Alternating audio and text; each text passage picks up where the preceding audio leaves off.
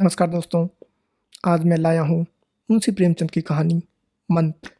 तो चलिए कहानी को प्रारंभ करते हैं। संध्या का समय था। डॉक्टर चड्ढा गोल्फ खेलने के लिए तैयार हो रहे थे। मोटर द्वार के सामने खड़ी थी कि दो कहार एक डोली लिए आते दिखाई दिए। डोली के पीछे एक बूढ़ा लाठी टेकता चला आता था। डोली औषधालय के सामने आकर रुक गई। बूढ़े ने धीरे धीरे आकर द्वार पर पड़ी हुई चिक से झांका। ऐसी साफ सुथरी जमीन पर पैर रखते हुए भी भय हो रहा था कि कोई घुड़क न बैठे। डॉक्टर साहब को खड़े देखकर भी उसे कुछ कहने का साहस न हुआ। डॉक्टर साहब ने चिक के अंदर से गरज कर कहा, कौन है, क्या चाहता है? बूढ़े ने हाथ जोड़कर कहा, हुजूर, बड़ा गरीब आदमी हूँ, मेरा लड़का कई दिन से। डॉक्टर साहब ने सिगार जलाकर कहा, कल सवेरे आओ, कल सवेरे, हम इस वक्त मरीजों को नहीं देखते। बूढ़े ने घुटने टेक कर जमीन पर सिर रख दिया और बोला, दुहाई है सरकार की, लड़का मर जाएगा। हुजूर, 4 दिन से आंखें नहीं। डॉक्टर चड्ढा ने कलाई पर नजर डाली। केवल 10 मिनट समय और बाकी था। गोल्फ स्टिक खूंटी से उतारते हुए बोले, कल सवेरे आओ, कल सवेरे, यह हमारे खेलने का समय है। बूढ़े ने पगड़ी उतारकर चौखट पर रख दी और रो कर बोला, हुजूर, एक निगाह देख लें, बस एक निगाह। लड़का हाथ से चला जाएगा हुजूर। 7 लड़कों में यही एक बच रहा है हुजूर। हम दोनों आदमी रो रो कर मर जाएंगे। सरकार, आपकी बढ़ती हुए दिन बंधु। ऐसे उजड़ देहाती यहाँ प्रायः रोज आया करते थे। डॉक्टर साहब उनके स्वभाव से खूब परिचित थे। कोई कितना ही कुछ कहे, पर वे अपनी ही रट लगाते जाएंगे, किसी की सुनेंगे नहीं। धीरे से चिक उठाई और बाहर निकलकर मोटर की तरफ चले। बूढ़ा यह कहता हुआ उनके पीछे दौड़ा, सरकार, बड़ा धर्म होगा, हुजूर दया कीजिए, बड़ा दीन दुखी हूँ, संसार में कोई और नहीं है बाबूजी। मगर डॉक्टर साहब ने उसकी ओर मुंह फेर कर देखा तक नहीं। मोटर पर बैठकर बोले, कल सवेरे आना। मोटर चली गई। बूढ़ा कई मिनट तक मूर्ति की भांति निश्चल खड़ा रहा। संसार में ऐसे मनुष्य भी होते हैं जो अपने आमोद प्रमोद के आगे किसी की जान की भी परवाह नहीं करते। शायद इसका उसे अब भी विश्वास न आता था। सभ्य संसार इतना निर्मम, इतना कठोर है, इसका ऐसा मर्मभेदी अनुभव अब तक न हुआ था। वह उन पुराने जमाने के जीवों में था जो लगी हुई आग को बुझाने, मुर्दे को कंधा देने, किसी के छप्पर को उठाने और किसी कलह को शांत करने के लिए सदैव तैयार रहते थे। जब तक बूढ़े को मोटर दिखाई दी, वह खड़ा टकटकी लगाए उस ओर ताकता रहा। शायद उसे अब भी डॉक्टर साहब के लौट आने की आशा थी। फिर उसने कहारों से डोली उठाने को कहा। डोली जिधर से आई थी उधर ही चली गई। चारों ओर से निराश होकर वह डॉक्टर चड्ढा के पास आया था। इनकी बड़ी तारीफ सुनी थी। यहाँ से निराश होकर फिर वह किसी दूसरे डॉक्टर के पास न गया। किस्मत ठोंक ली। उसी रात उसका हंसता खेलता 7 साल का बालक अपनी बाल लीला समाप्त करके इस संसार से सिधार गया। बूढ़े माँ बाप के जीवन का यही एक आधार था। इसी का मुंह देखकर जीते थे। इस दीपक के बुझते ही जीवन की अंधेरी रात भाएं भाएं करने लगी। बुढ़ापे की विशाल ममता टूटे हुए हृदय से निकलकर अंधकार आर्त स्वर में रोने लगी। कई साल गुजर गए।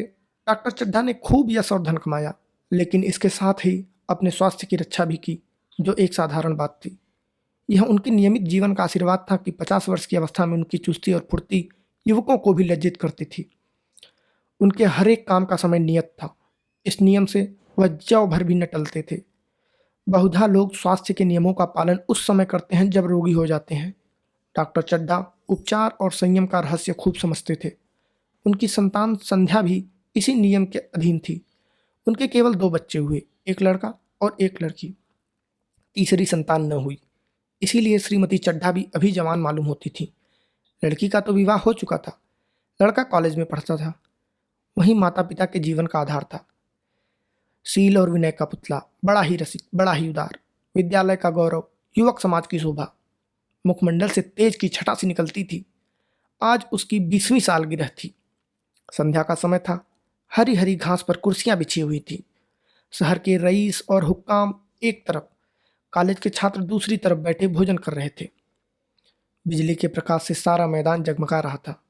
आमोद प्रमोद का सामान भी जमा था। छोटा सा प्रहसन खेलने की तैयारी थी। प्रहसन स्वयं कैलाश नाथ ने लिखा था। वही मुख्य एक्टर भी था। इस समय वह एक रेशमी कमीज पहने, नंगे सिर नंगे पांव, इधर से उधर मित्रों की आवभगत में लगा हुआ था। कोई पुकारता, कैलाश जरा इधर आना। कोई उधर से बुलाता, कैलाश क्या उधर ही रहोगे। सभी उसे छोड़ते थे, चुहले करते थे। बेचारे को जरा दम मारने का अवकाश न मिलता था। सहसा एक रमणी ने उसके पास आकर पूछा, क्यों कैलाश, तुम्हारे सांप कहाँ हैं? जरा मुझे दिखा दो।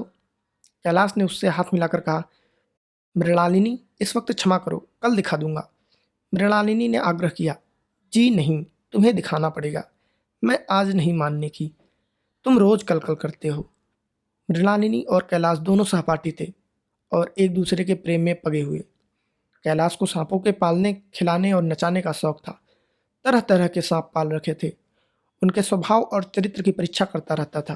थोड़े दिन हुए उसने विद्यालय में सांपों पर एक मार्के का व्याख्यान दिया था। सांपों को नचाकर दिखाया भी था। प्राणी शास्त्र के बड़े बड़े पंडित भी यह व्याख्यान सुनकर दंग रह गए थे।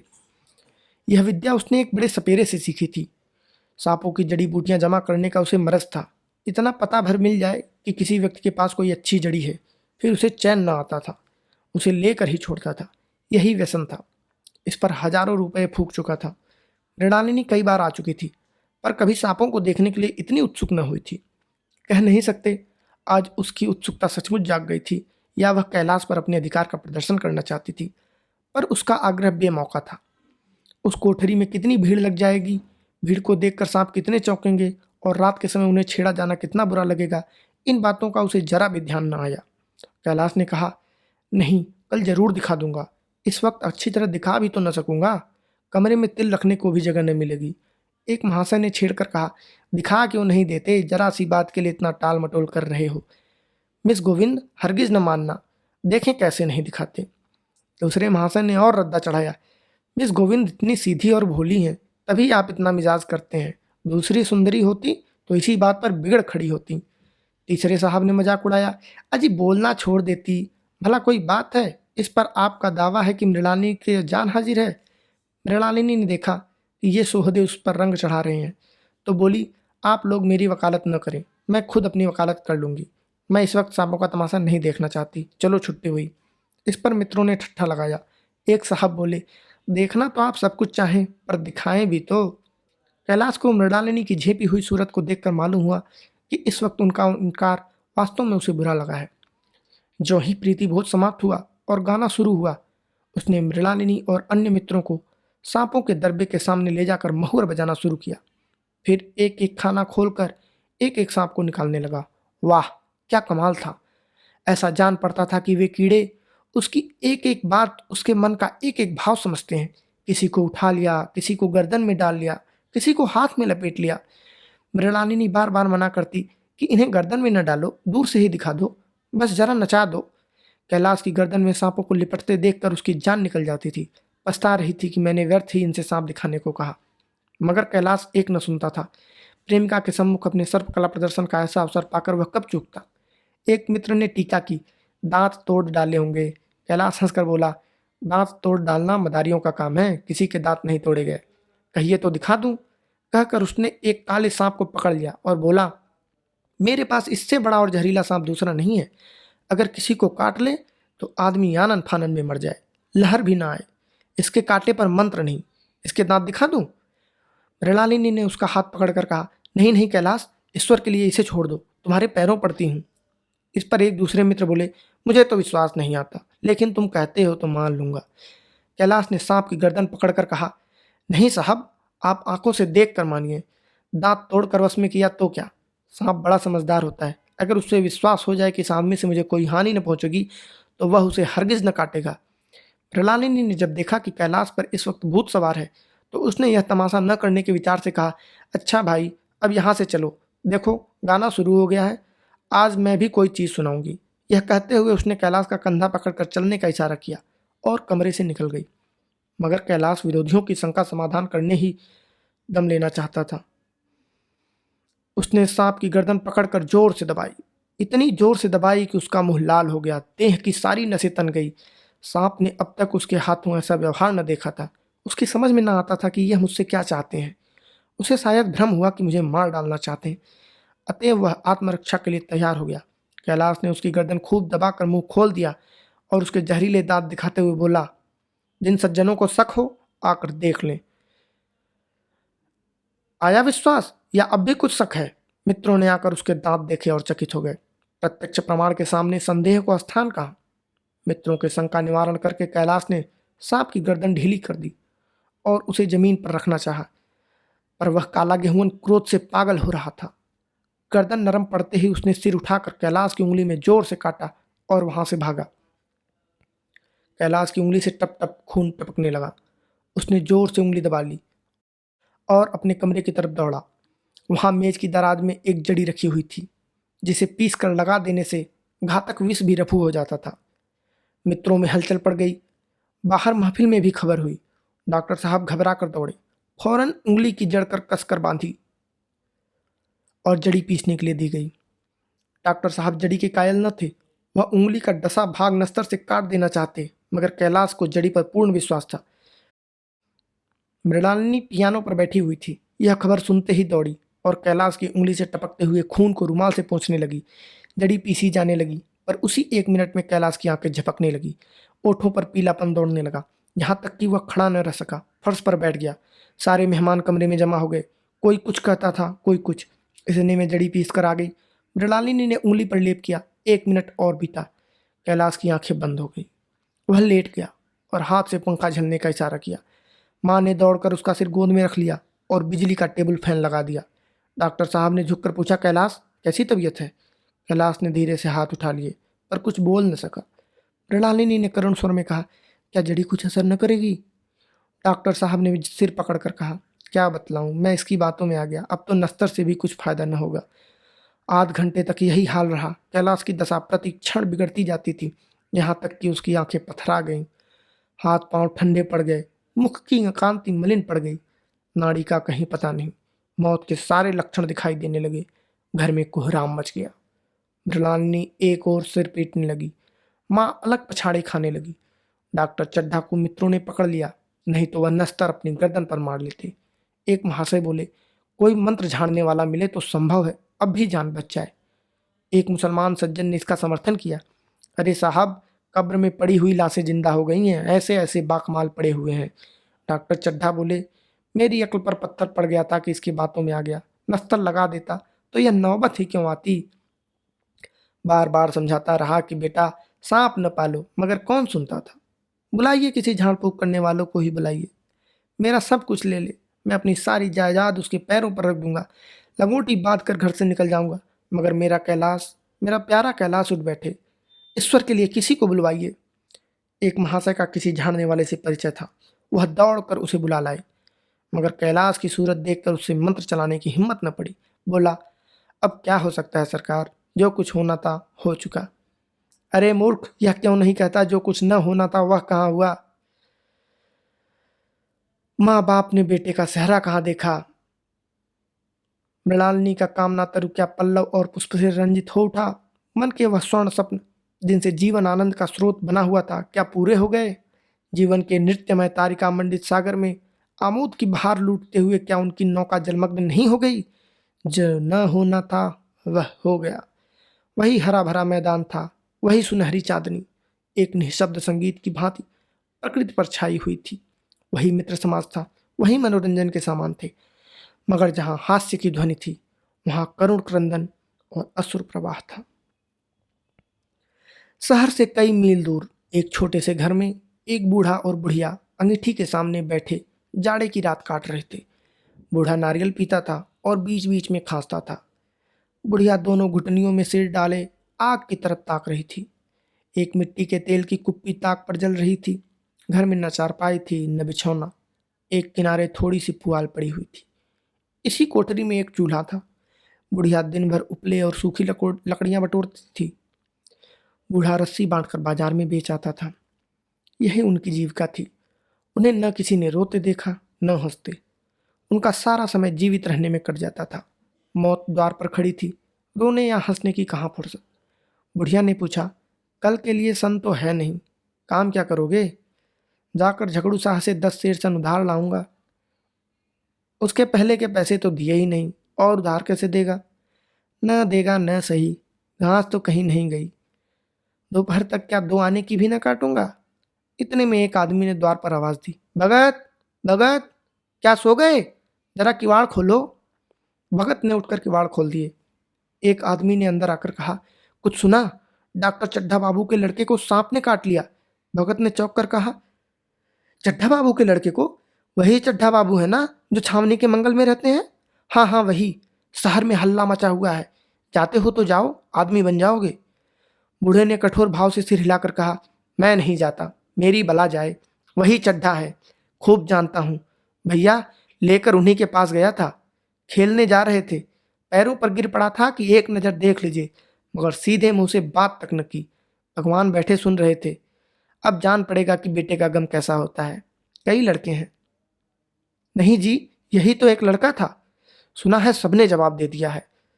भगवान बड़ा कारसाज है, उसे बखत मेरी आंखें से आंसू भगवान बड़ा कारसाज है, उस बखत मेरी आंखों से आंसू निकल पड़े थे, पर उन्हें तनिक भी दया न आई थी। मैं तो उनके द्वार पर होता तो भी बात न पूछता। तो न जाओगे? हमने जो सुना था सो कह दिया।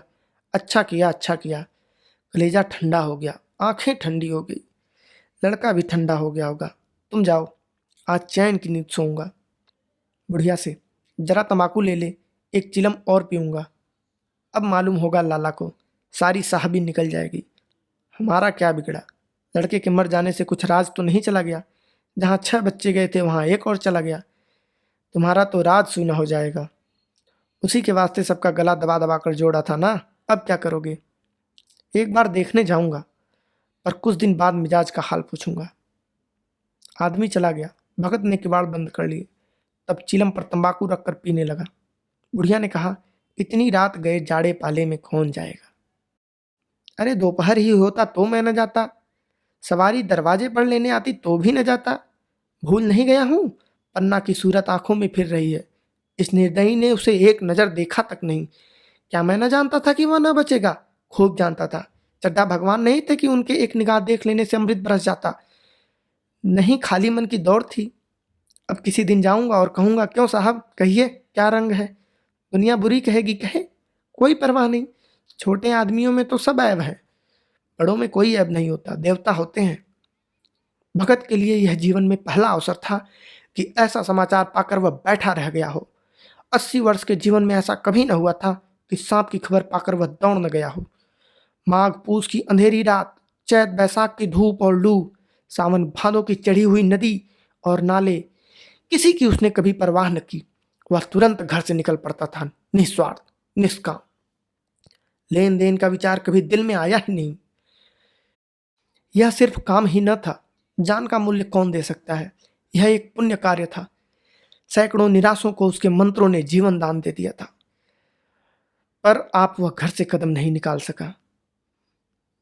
यह खबर सुनकर सोने जा रहा है। बुढ़िया ने कहा, तम्बाकू अंगीठी के पास रखी हुई है, उसके भी आज 2.5 पैसे हो गए, देती ही न थी। बुढ़िया यह कहकर लेटी। बूढ़े ने कुप्पी बुझाई, कुछ देर खड़ा रहा, फिर बैठ गया, अंत को लेट गया। पर यह खबर उसके हृदय पर बोझ की भांति रखी हुई थी। उसे मालूम हो रहा था उसकी कोई चीज खो गई है, जैसे सारे कपड़े गीले हो गए हों या पैरों में कीचड़ लगा हुआ है, जैसे कोई उसके मन में बैठा हुआ उसे घर से निकालने के लिए कुरेद रहा है। बुढ़िया जरा देर में खर्राटे लेने लगी। बूढ़े बातें करते करते सोते हैं और जरा सा खटका होते ही जागते हैं। तब भगत उठा, अपनी लकड़ी उठा ली और धीरे से किवाड़ खोले। बुढ़िया ने पूछा, कहाँ जाते हो? कहीं नहीं, देखता था कि कितनी रात है। अभी बहुत रात है, सो जाओ। नींद नहीं आती। नींद कहाँ आवेगी, मन तो चड्ढा के घर पर लगा हुआ है। चड्ढा ने मेरे साथ कौन सी नेकी कर दी है जो वहां जाऊं, वहां आकर पैरों पड़े तो भी न जाऊं। उठे तो तुम इसी इरादे से ही। नहीं रीप, ऐसा पागल नहीं हूं जो मुझे कांटे बोए उसके लिए फूल बोता फिरूं। बुढ़िया फिर सो गई। भगत ने किवाड़ लगा दिए और फिर आकर बैठा। और उसके मन की कुछ ऐसी दशा थी जो बाजे की आवाज कान में पड़ते ही उपदेश सुनाने वालों की होती है। आंखें चाहे उपदेशक की ओर हों, पर कान बाजे की ओर ही होते हैं। दिल में भी बाजे की ध्वनि गूंजती रहती है। शर्म के मारे जगह से नहीं उठता। निर्दयी प्रतिघात का भाव भगत के लिए उपदेशक था, पर हृदय उस अभागे युवक की ओर था जो इस समय मर रहा था, जिसके लिए एक एक पल का विलंब घातक था। उसने फिर किवाड़ खोले, इतने धीरे से कि बुढ़िया को खबर भी न हुई।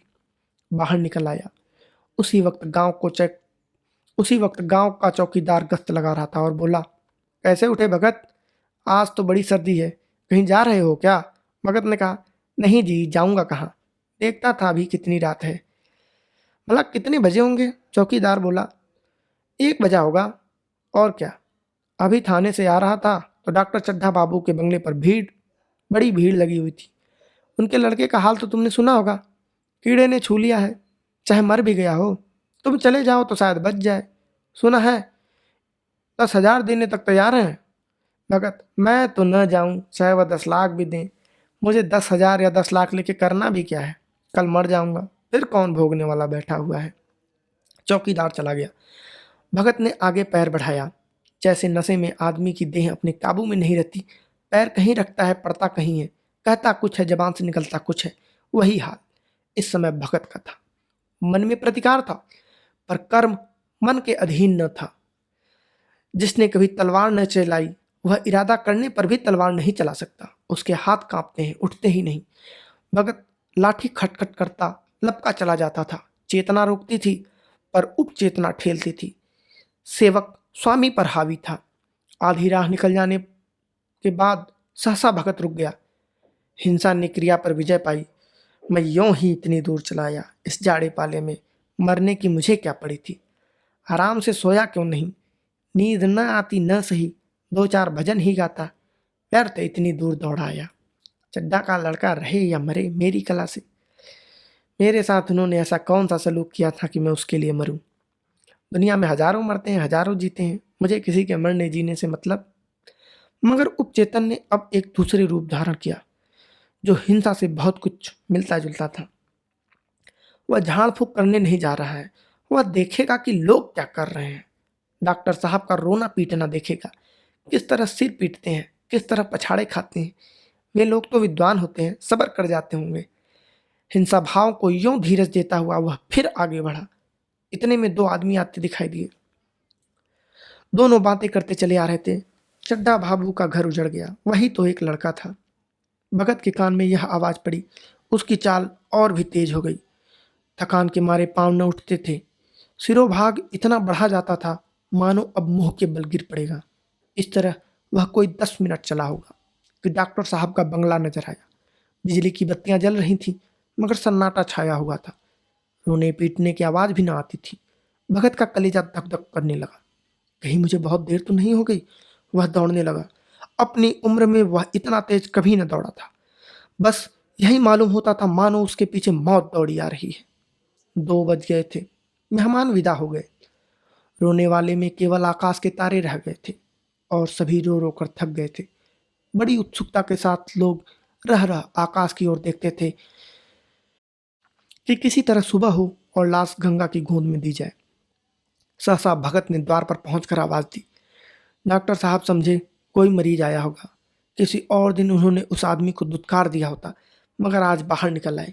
देखा, एक बूढ़ा आदमी खड़ा है, कमर झुकी हुई, पोपला मुंह, भौहें तक सफेद हो गई थी, लकड़ी के सहारे कांप रहा था। बड़ी नम्रता से बोला, क्या है भाई, आज तो हमारे ऊपर ऐसी मुसीबत पड़ गई है कि कुछ कहते नहीं बनता। फिर कभी आना। इधर 1 महीना तक तो शायद मैं किसी मरीज को न देख सकूंगा। भगत ने कहा, सुन चुका हूँ बाबूजी, इसीलिए आया हूँ। भैया कहाँ है? जरा मुझे दिखा दीजिए। भगवान बड़ा कारसाज है, मुर्दे को भी जिला सकता है। कौन जाने अब भी उसे दया आ जाए। चड्ढा ने व्यथित स्वर से कहा, चलो देख लो, मगर 3-4 घंटे हो गए। जो कुछ होना था हो चुका। बहुतेरे झाड़ने फूकने वाले देख देख कर चले गए। डॉक्टर साहब को आशा तो क्या होती। हाँ, बूढ़े पर दया आ गई। अंदर ले गए। भगत ने लाश को 1 मिनट तक देखा, तब मुस्कुराकर बोला, अभी कुछ नहीं है, अभी कुछ नहीं बिगड़ा है बाबूजी। यदि नारायण चाहेंगे तो आध घंटे में भैया उठ बैठेंगे। आप नाहक दिल छोटा कर रहे हैं। जरा कहारों से कहिए पानी तो भरें। कहारों ने पानी भर भर कर कैलाश को नहलाना शुरू किया। पाइप बंद हो गया था। कहारों की संख्या अधिक न थी, इसलिए मेहमानों ने अहाते के बाहर के कुएं से पानी भर भर कर कहारों को दिया। मृणालिनी कलसा लिए पानी ला रही थी। बूढ़ा भगत खड़ा मुस्कुरा मुस्कुरा कर मंत्र पढ़ रहा था, मानो विजय उसके सामने खड़ी है। जब एक बार मंत्र समाप्त हो जाता था, तब वह एक जड़ी कैलाश के सिर पर डालता। न जाने कितनी बार भगत ने मंत्र फूंका। आखिर जब उषा ने अपनी लाल लाल आंखें खोली, तो कैलाश की भी लाल लाल आंखें खुल गई। एक क्षण में उसने अंगड़ाई ली और पानी पीने को मांगा। डॉक्टर चड्ढा ने दौड़कर नारायणी को गले लगा लिया। नारायणी दौड़कर भगत के पैरों पर गिर पड़ी और मृणालिनी कैलाश के सामने आंखों में आंसू भर पूछने लगी, अब कैसी तबीयत है? एक क्षण में चारों तरफ खबर फैल गई। मित्रगण मुबारकबाद देने आने लगे। डॉक्टर साहब बड़े श्रद्धा भाव से हर एक के सामने भगत का यश गाते फिरते थे। सभी लोग भगत के दर्शनों के लिए उत्सुक हो उठे, मगर अंदर जाकर देखा तो भगत का कहीं पता न था। नौकरों ने कहा, अभी तो यहीं बैठे चिलम पी रहे थे, हम लोग तमाकू देने लगे तो नहीं ली, अपने पास से तमाकू निकाल कर भरी। यहाँ तो भगत की चारों ओर तलाश होने लगी और भगत लपका हुआ घर चला जा रहा था कि बुढ़िया के उठने से पहले पहुंच जाऊं। जब मेहमान लोग चले गए तो डॉक्टर साहब ने नारायणी से कहा, बुढ़ा न जाने कहाँ चला गया, एक चिलम तंबाकू का भी रवादार न हुआ। नारायणी, मैंने तो सोचा था इसे कोई बड़ी रकम दूंगी। चड्ढा, रात को तो मैंने नहीं पहचाना, पर जरा साफ हो जाने पर पहचान गया। एक बार यह एक मरीज को लेकर आया था। मुझे अब याद आता है कि मैं खेलने जा रहा था और मरीज को देखने से इनकार कर दिया था। आज उस दिन की बात याद करके मुझे जितनी ग्लानि हो रही है उसे प्रकट नहीं कर सकता। मैं उसे अब खोज निकालूंगा, उसके पैरों पर गिरकर अपना अपराध क्षमा कराऊंगा। वह कुछ लेगा नहीं, यह जानता हूँ। उसका जन्म यश की वर्षा करने के लिए ही हुआ है। उसकी सज्जनता ने मुझे ऐसा आदर्श दिखा दिया है जो अब से जीवन पर्यंत मेरे सामने रहेगा। कहानी यहीं समाप्त होती है। धन्यवाद। जय हिंद।